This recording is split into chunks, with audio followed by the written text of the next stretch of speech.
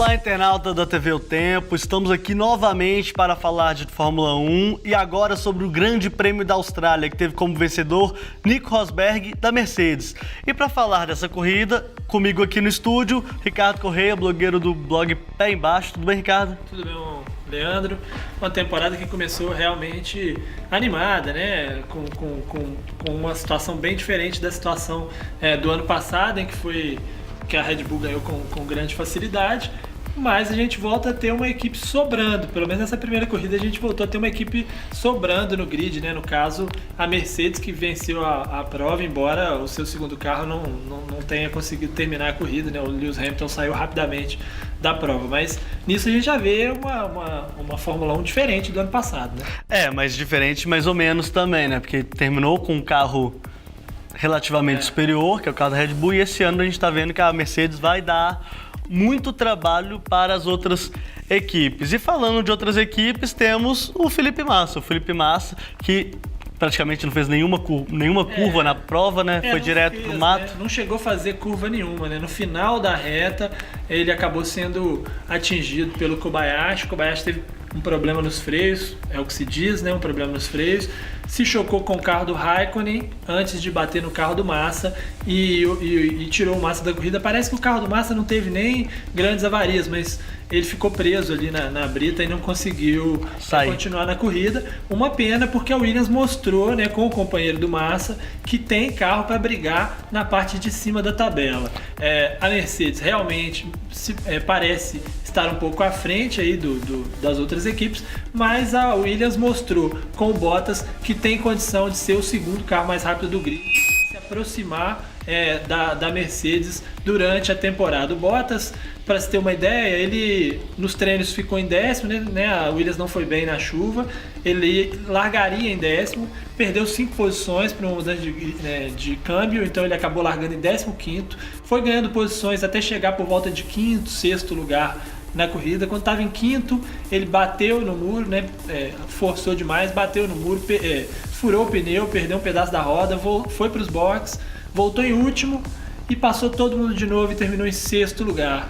Todo mundo na corrida ficou mais ou menos nos mesmos lugares onde estava, né? Os que continuaram na corrida, exceto o Bottas, era o único piloto que passava todo mundo, mostrava que a Williams realmente é rápida. Realmente, a Williams foi rápida, mas, como você bem disse, o problema da Williams, na verdade, aconteceu no treino classificatório, né? O Massa foi mal no treino classificatório, ele chegou a entrar no Q3, internauta, mas acabou largando na 9ª posição.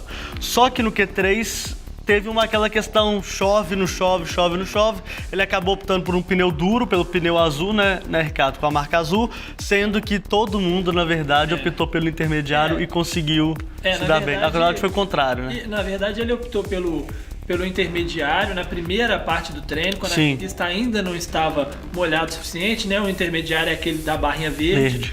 Enquanto outros pilotos tinham optado pelo de chuva extrema, que é o de barra azul. Depois, no final do treino, quando ele arriscou tudo. Ele inverteu, sendo que a pista estava mais seca do que antes, né?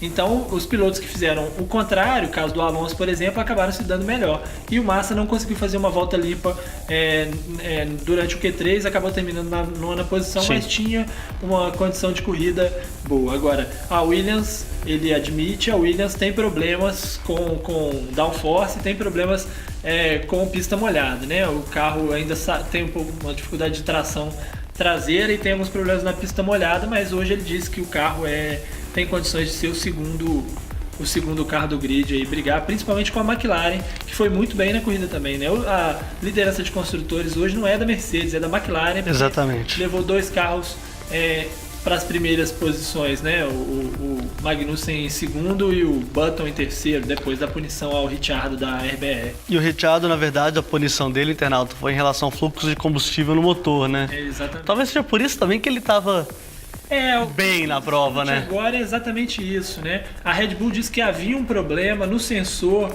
que controla esse fluxo de combustível. Esse sensor já tinha dado problema na sexta-feira, já tinha sido trocado uma vez, e a Red Bull disse que estava dentro das regras e que o sensor que estava com problema.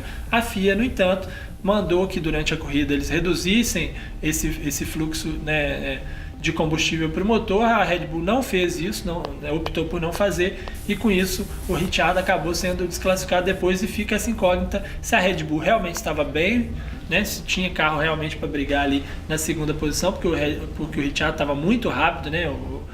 Estava muito bem a prova inteira. Ou se, na verdade, foi uma maquiagem aí da situação, né? O Vettel não conseguiu completar a prova, saiu logo no início da corrida. Mas eu já achei que a Red Bull já fez um grande feito, porque a gente lembra na pré-temporada, lá no Bahrein, o carro não conseguia dar 2 voltas sem quebrar. É um negócio impressionante. Hoje ela pelo menos terminou a corrida e no treino de classificação colocou o Ricciardo na segunda posição, né? Exatamente. Só de ter feito isso no treino, né? Já é algo que, por exemplo, a Williams não fez. Já se mostra um carro forte, é um carro que está brigando ali na frente já. Sim. Ainda precisa de confiabilidade porque andou muito pouco na pré-temporada, mas já mostrou que vai estar ali na briga com Ferrari, com McLaren, né? Talvez um pouquinho atrás da Williams, mas ali naquela briga de ponta, né, da temporada mesmo.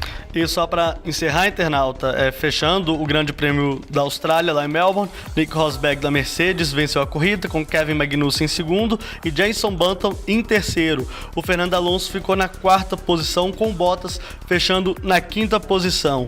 O Mundial de pilotos nessa ordem, com Rosberg com 25, Magnussen 18, Button 15, Alonso 12 e Bottas 10. E no de construtores, como já disse o Ricardo Correia, a McLaren tem 33 pontos, a Mercedes tem 25, a Ferrari tem 18, a Williams Mercedes tem 10, com a Force Indy 8 e a STR 6. O que é interessante é que das 6 primeiras equipes que pontuaram nessa corrida, 4 motores Mercedes, né, Ricardo? Exatamente. Os motores Mercedes foram inquestionavelmente melhores do que os outros, e a grande derrotada dessa corrida foi a Lotus, né, pelo treino principalmente que fez. A Caterham também foi mal, mas a Lotus, pelo que se esperava da Lotus, né, pelo que fez a Lotus ano passado, a Lotus sofreu muito com os motores Mercedes, praticamente não conseguiu andar nos treinos, e por isso teve dificuldades e seus pilotos acabaram não completando a corrida.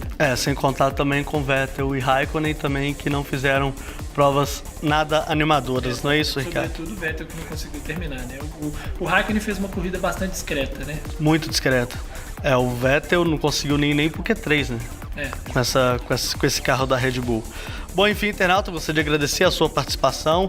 Semana que vem estaremos aqui para falar do Grande Prêmio da Malásia, no dia 30 de março, às 5 da manhã, é a hora da prova. Obrigado, Ricardo, mais uma vez aqui comigo. Eu que agradeço a você e ao internauta. Então é isso, internauta, um obrigado e até lá.